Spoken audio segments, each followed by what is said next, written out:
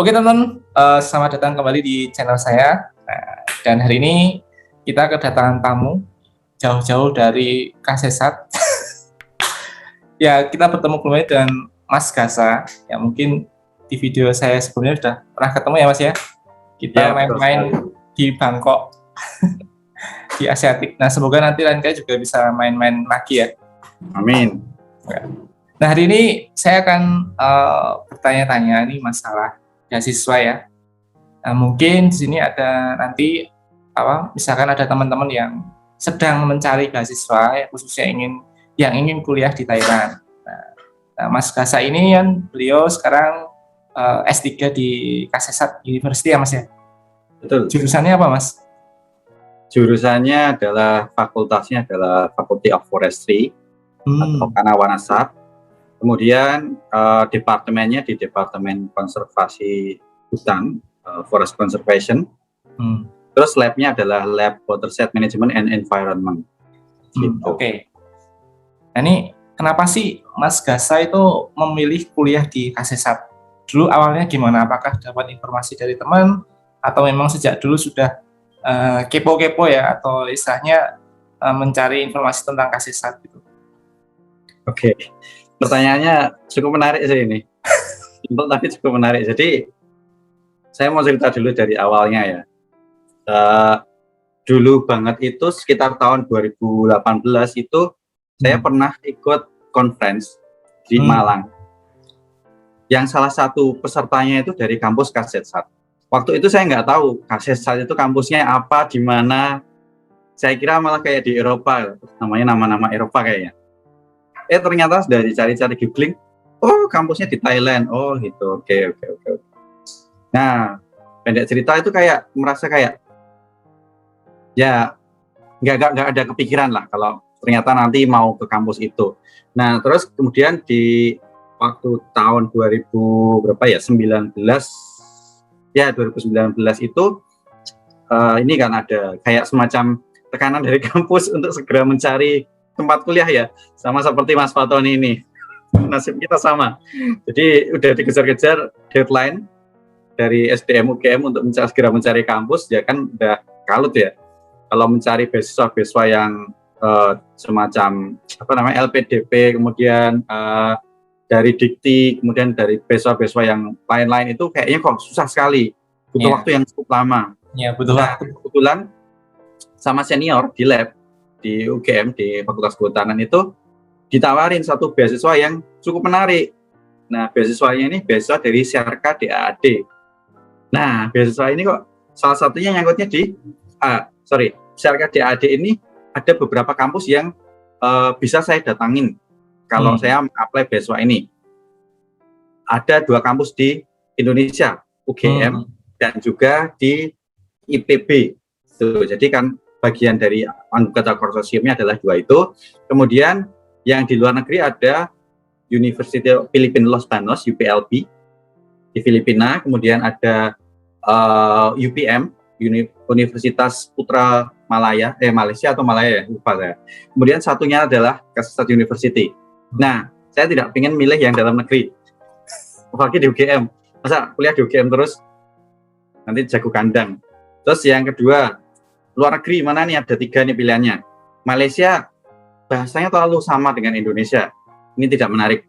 Meskipun ya paling bagus juga sih ini, tidak ada jelek-jeleknya, tapi dari segi bahasa, terus dari segi budaya kok kalau mirip ya, tidak lah, ini bukan jadi pilihan saya.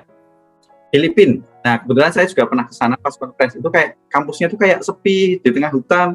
Ya meskipun saya kehutanan, tapi nggak pengen lah selamanya itu hidup di hutan selama 3 tahun. Jadi pasti kan ada kerasa pengen main ke kota lah, main inilah gitu. Makanya saya pikir-pikir, kayaknya nggak cocok deh ini. Nah, terakhir nggak pilihannya Kasesat ini.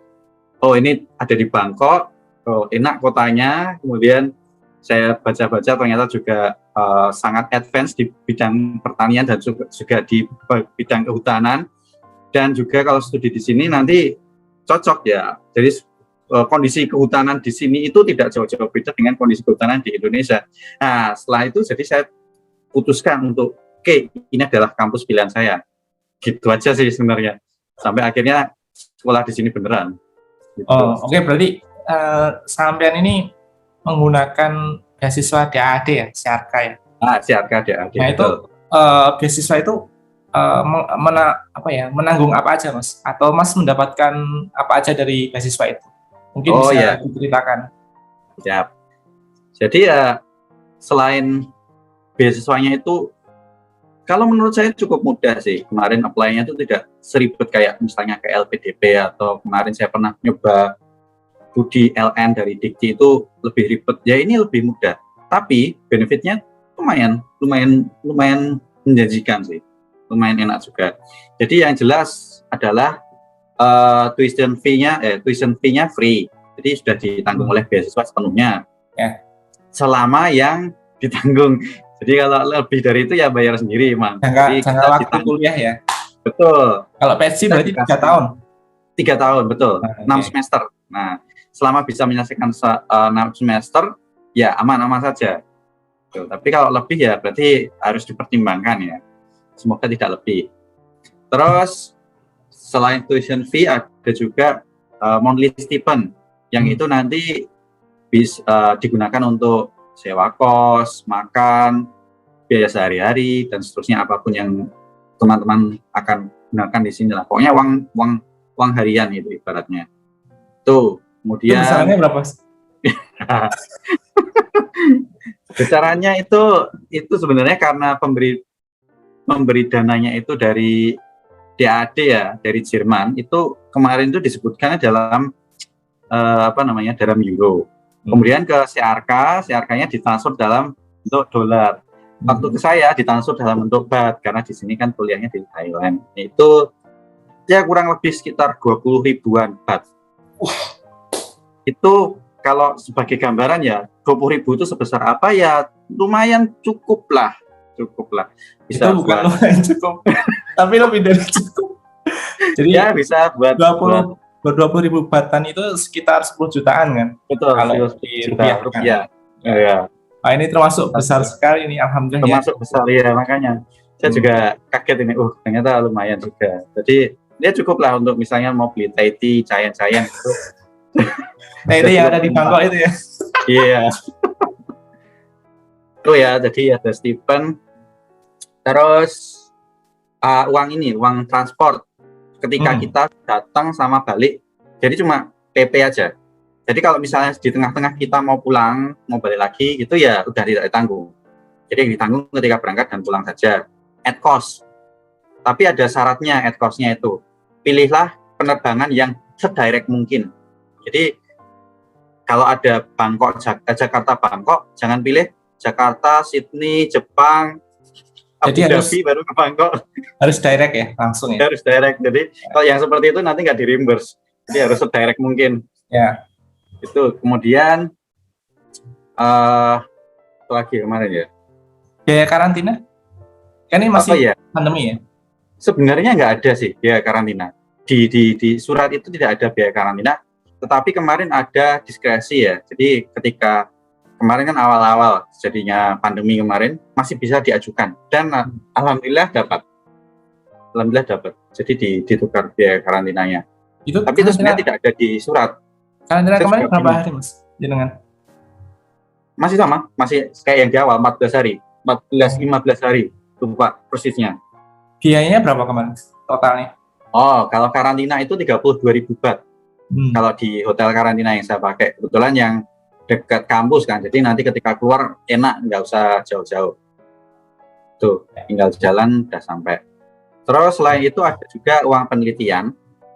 Saya besarannya lupa, kalau ditanya sudah lupa saya. Terus ada uang buku, uang alat tulis gitu, itu juga ada. Kayaknya itu juga ada ya? Wah, ada. Ada. Jadi buku itu kalau nanti harus dibelikan sebuah buku atau gimana? Nah iya, nanti modelnya reimburse. Oh. Jadi misalnya itu per tahun kayaknya, bukan per semester. Jadi per tahun, 1 tahun, misalnya tahun pertama ini nanti dikasih uang buku itu kalau nggak salah 600 apa 6.000 ya. Saya lupa, pokoknya kepalanya 6, kalau nggak 600, 6.000, kayaknya 600 kalau kecil deh, 6.000 baht kayaknya. 6.000 baht ya, berarti sekitar 3 jutaan lah ya. Karena buku kan juga tidak murah kan, kalau 600 baht kayaknya terlalu kecil. Nah, itu nanti buku-buku yang kita beli, kemudian nanti resipnya kita simpan, nanti di scan, dikirimkan ke CRK-nya untuk di reimburse. Itu modelnya per tahun. Oke. Kayaknya Sekarang, itu sih. Selanjutnya gimana sih apa namanya, Mas Gasai dulu mendapatkan beasiswa tersebut tuh, persyaratannya apa aja sih Mas yang harus kita siapkan gitu? Oh, oke. Jadi ya tadi seperti yang tak sebutkan tadi, kalau sebenarnya ini tuh tidak terlalu susah. Cuma ya bukan berarti berkasnya sedikit ya. Ya, benar. Itu pasti banyak. Jadi emang perlu effort khusus untuk mempersiapkan berkas-berkas itu. Yang jelas itu berkas-berkas standar ya, kayak IELTS gitu, syarat bahasa. Terus kayak ini IELTS ya, nggak TOEFL ya? Bisa juga pakai TOEFL bisa, tapi TOEFL yang IBT ya, bukan yang ITP ya. Oke. Kan setaranya IELTS kan IBT. Oke. Itu minimal berapa skornya, Mas? Oh iya, kalau kemarin itu minimal berapa sih? Kalau nggak salah 6. IELTS 6 kalau nggak salah. Itu minimalnya. Nggak terlalu tinggi. Kalau biasanya kan beasiswa yang kayak di Eropa, di itu kan mintanya sekitar 6,5 nggak salah. 6,5 sampai 7 kan ya. Oh, kalau kemarin minimal 6 ya? Berarti itu kalau dikonversikan ke TOEFL itu sekitar 500 ya? Atau 550-an. 520-an kayak 550-an kayaknya. Atas 500 kalau yang ITP. Kalau yang IBT minimal? Aduh, itu nggak ngerti aku. Aku tidak familiar dengan IBT soalnya. Asik. belum pernah belajar, belum pernah range testnya, range skornya gitu. Terus ya kayak misalnya motivation letter, CV gitu ya. Nah, karena ini tuh beasiswanya yang pembiayanya dari Jerman, jadi motivation letter CV-nya itu pakai yang format Eropa. European Pass loh. Nah, itu. Jadi meskipun kuliahnya di Thailand tapi berkas-berkasnya beberapa itu ngikut cara Eropa. Ya, wajar ya. Karena penjadiannya kan dari Eropa. Benar. Pendatangnya dari sana. Terus berkas-berkas kayak ini. Kan kalau di ADCRK itu beasiswanya memang ditujukan untuk orang yang sudah berkarir ya, terutama di bidang akademisi sama di kayak semacam lembaga penelitian. Nah, makanya terus ada berkas-berkas yang juga kayak persetujuan atasan kayak gitu juga. Ya kurang lebih seperti itulah. Tapi kalau detailnya saya lupa satu-satu. Rencana penelitian include nggak di situ? Oh ya, ada riset plan-nya ada, kayak proposal tapi gitu. Riset plan yang benar-benar proposal itu, Mas? Enggak, cuma beberapa halaman aja. Cuma semacam gambaran singkat gitu. Iya, gambaran penelitian apa sih gitu kan? Betul. Oh, sama ini. Gimana? Karena apa? Oh iya. Jadi kalau riset plan-nya itu gini, karena kan ini yang pemberi dananya DAD, kemudian hostnya itu CRK ya. Jadi sebagai gambaran CRK itu sebenarnya ada di bawah SEAMEO, dan itu ngurusi tentang pendidikan di bidang pertanian, di bidang agro. Nah, terus kemudian CRK itu juga punya semacam misi. Jadi ada kayak tujuan institusinya saat ini. Nah, itu nanti dia memberikan kayak semacam keyword, kayak semacam tujuan-tujuan yang mau dituju itu apa saja. Nah, nanti pelamar itu harus mengassign yang mana, dia tujuannya yang mana, misalnya mengentaskan permasalahan pertanian terkait dengan global warming atau semacamnya itulah. Di websitenya ada. Nah, itu harus jelas, proposal itu harus menunjuk kemana. Kalau luput dari itu semua, itu tidak akan dipertimbangkan proposalnya. Jadi harus punya trik untuk menuju ke sana. Yang mana nih yang mau diadres? Gitu. Jadi semacam ada semacam clue-nya itu ya? Ya. Jadi emang proposalnya nyangkut, penelitiannya nyangkut. Oke. Lanjut. Kalau Mas kesehatan ada nggak kemarin? Kesehatan kan biasanya di tes itu kan? Tes HIV atau tes apa ya kemarin dulu Pak? Saya itu. Banyak itu. Banyak. Sebelum daftar, maksudnya berkas awal dan setelah diterima itu tes kesehatan terus, kayak semacam eh, kemarin itu kalau pas yang awal lupa ya, kalau pas yang sudah dapat beasiswa sebelum berangkat itu ada sampai tes itu ronsen dada, kemudian tes urin, tes feses, kemudian tes darah, tes kesehatan fisik mental, tes mata, tes telinga, pokoknya komplit, tes komplit. Banyak banget ya? Banyak, dan itu semua harus dikirim hard copy-nya ke Filipina karena kantornya Siarka itu di Filipina. Oke. Gitu. Terus, Mas, kalau ada wawancara nggak setelah diterima itu atau sebelum diterima itu? Kalau secara umum itu setelah berkas itu nanti ada wawancara. Kalau normal. Nah kebetulan waktu kemarin saya nggak normal. Nggak normalnya tuh gini loh. Kemarin tuh bukaannya itu sebelum COVID kan, saya daftar itu 2019. Belum kan itu, belum COVID kan. Nah itu announcement-nya itu bulan Juni, nggak Juli, lupa Juni apa Juni kayaknya, Juni 2020. Nah itu kan pas puncak-puncaknya COVID itu. Mulai pertengahan awal tahun sekitar Maret April kan ya, naiknya COVID kan ya. Nah itu harusnya itu sebelum announcement itu harusnya ada wawancara dulu. Jadi meyakinkan pihak Siarkanya itu apakah kandidat ini memang qualified. Tapi entah kenapa nggak ada wawancara pas saya. Tapi setelah saya itu ada wawancara. Jadi periode setelahnya itu ada wawancara. Karena mungkin sudah terbiasa dengan daring seperti ini ya. Mungkin dulu itu wawancaranya offline. Nah karena tidak ditemukan cara gimana caranya supaya wawancara, ya udah. Mungkin lagi hanya dari berkas saja. Lagi fokus penanganan pandemi mungkin ya. Bisa jadi. Jadi di tempat saya juga gitu. Nggak ada wawancara. Oh iya. Oh, sama kita berarti nasibnya. Oke. Kemudian Mas, nih setelah kuliah di Kasisat nih ya, apa yang Mas rasakan ya perbedaan kuliah di luar negeri, ya, ini khususnya di Thailand dengan di Indonesia? Oke. Beda sih, beda. Dari segi kurikulumnya dulu aja ya. Dari segi kurikulum itu beda. Nanti kayak semacam bagaimana kita ngambil mata kuliahnya, kemudian kemudian nanti bagaimana kita interaksi dengan supervisor, bagaimana kita kuliahnya dan seterusnya, itu cukup berbeda. Meskipun ini nggak jauh sama Indonesia loh, maksudnya negaranya itu berapa jam sih sama Indonesia, tapi perbedaannya tuh kerasa. Terus bagaimana sikap supervisor kita membimbing, kalau di sini namanya Acan ya, Acan besar ya. Nah, bagaimana Acan kita membimbing itu belum pernah saya temuin di Indonesia. Jadi memang beda banget. Terus kemudian berarti ada pengalaman baru ya di situ ya? Oh iya, jelas. Banyak hal yang didapatkan lah ya. Betul. Terus kalau yang perbedaan lain yang non kurikulum ya, itu ya kehidupan di sini ya beda. Beda bahasa, beda budaya. Yang kadang-kadang memang kita kayak semacam sedikit culture shock sih, meskipun nggak gede-gede amat culture shock, nggak kayak kita pindah ke Eropa atau pindah ke Asia Timur yang budayanya betul-betul beda. Di sini masih mirip-mirip dengan Indonesia sih, cuma tetap aja ada yang berbeda. Dan itu kadang-kadang ya bikin kita ketawa-ketawa sendiri, bikin kita jengkel sendiri. Ya kadang-kadang kita nggak punya teman gara-gara bahasanya beda. Kalau kita ngajak bahasa Inggris mereka canggung, kita pakai bahasa Thai juga belum bisa. Jadi kadang-kadang ruwet juga itu. Tapi nggak jadi masalah sih, bukan hal yang besar itu. Nanti cuma butuh waktu saja untuk adaptasi. Ya, itu kan proses dari adaptasi lah ya. Benar.